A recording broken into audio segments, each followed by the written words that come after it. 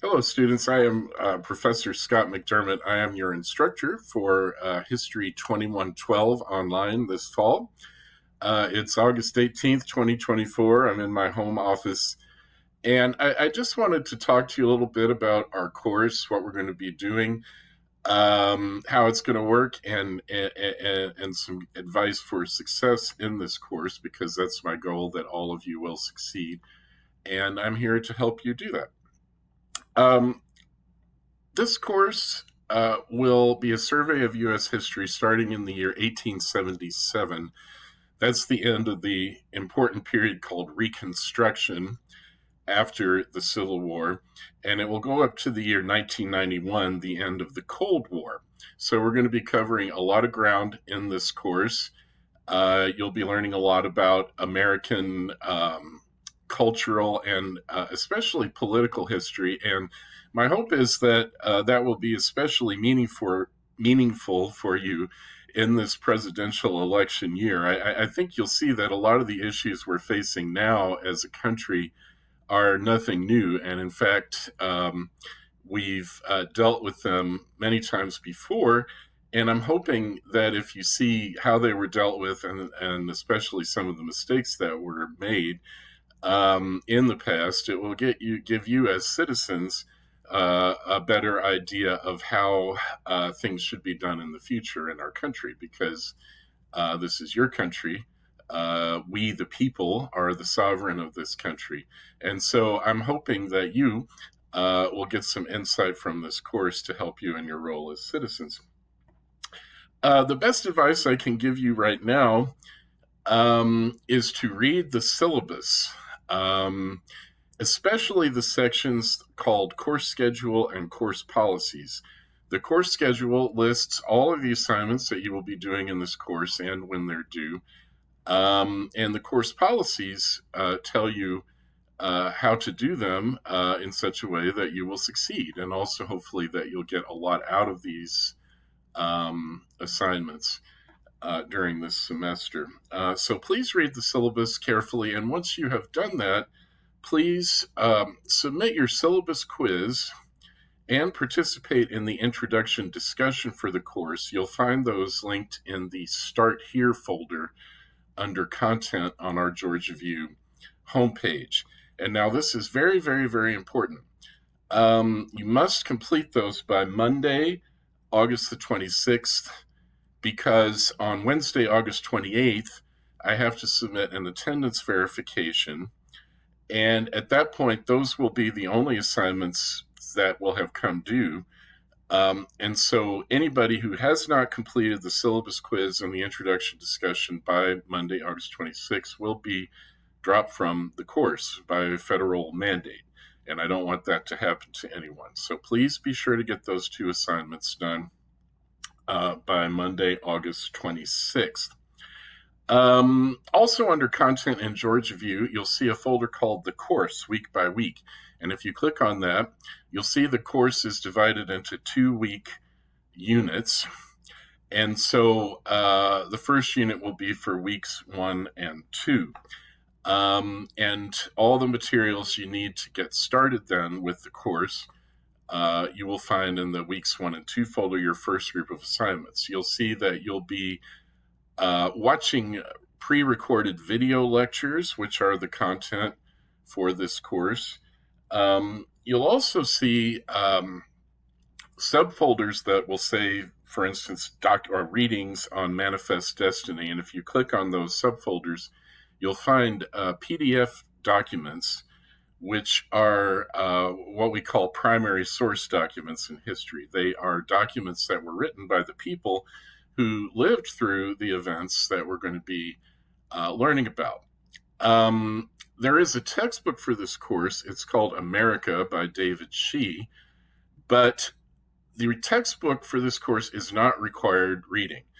And I have listed in the course schedule some recommended readings from the textbook, but those readings are totally optional, only recommended, not required. In other words, you don't have to do them. The real required readings for this course are those historical documents, which I've posted on Georgia View in PDF format.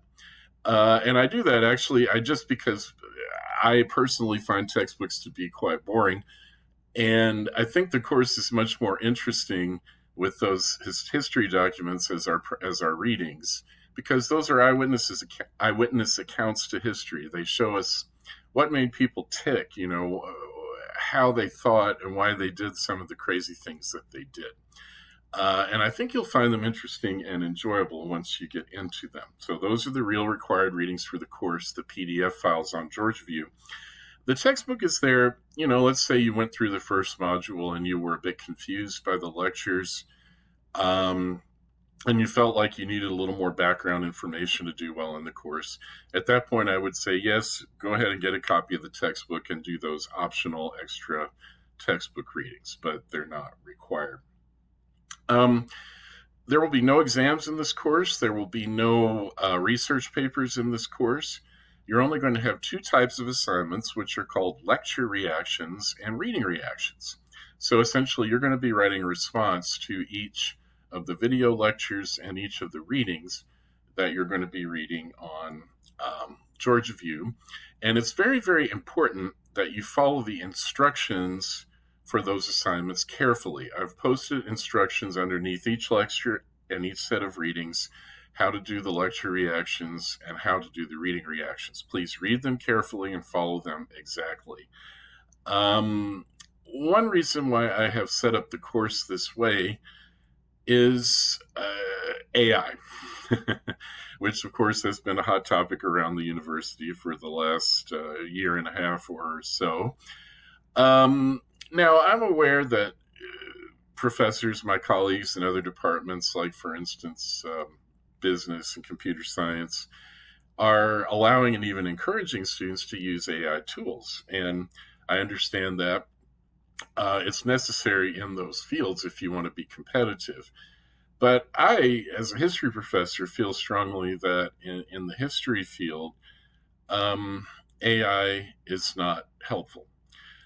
Because I personally strongly believe that the purpose of college is to help you to read and write and think for yourselves, to develop your own point of view, to learn to write in your own voice. And that's what I'm committed to doing. And I just don't see how those goals are being met if a student is putting some keywords into ChatGPT and out pops an assignment. Well, what have you really learned at that point? What have you accomplished? And you certainly, you really haven't built any skills at that point. I want you to have the joy of developing your own brain power. We've been given this wonderful computer that's greater than any computer built by humans. It's called the human brain. And I believe college is the time when we learn how to develop that and to use it to its maximum potential. And I want you to have the joy of doing that as well. And so I've designed these assignments to try to eliminate the use of AI from the equation, so that you will come out of this course with those reading, writing, and thinking skills that you are supposed to get from it. And so I challenge you to keep it real. That's my slogan for this course. Let's keep it real. Let's really read these documents. Let's really watch these lectures. And let's think about them with our own brains, and let's speak about them in our own voices. I'm really, really looking forward to hearing what you have to say, your own authentic personal opinions about this course material. And I challenge you to do that. Meanwhile, I will say that I am here to help you make that easier. For instance, some of the readings that you're going to be doing were written more than 100 years ago. They'll have some unusual vocabulary. Some of the sentences are going to be more complex, maybe, than we're used to in modern English. And so don't be alarmed if, upon first looking at those documents, you find them a little challenging. But just remember that I'm here to help you with that. I have regular office hours every week, 4 days a week. And if you're on campus, you can take advantage of those. If you're a distance learner, then I'd be happy to set up an appointment to talk with you via phone or WebEx. And I'm always very accessible by email. I kind of pride myself on this. And in the syllabus, it says I answer every email within 24 hours, but usually much faster than that. So please use that contact information at the top of the syllabus. Please do not hesitate to contact me if there is anything at all that I can do to help you succeed in this course, because that is my job. That's why I'm here. So please keep in touch. I look forward to working with all of you this semester. If you have any questions about what I've said, please feel free to contact me. And thank you for being a part of this course. I look forward to working with all of you and hopefully getting to know you this fall 2024 semester.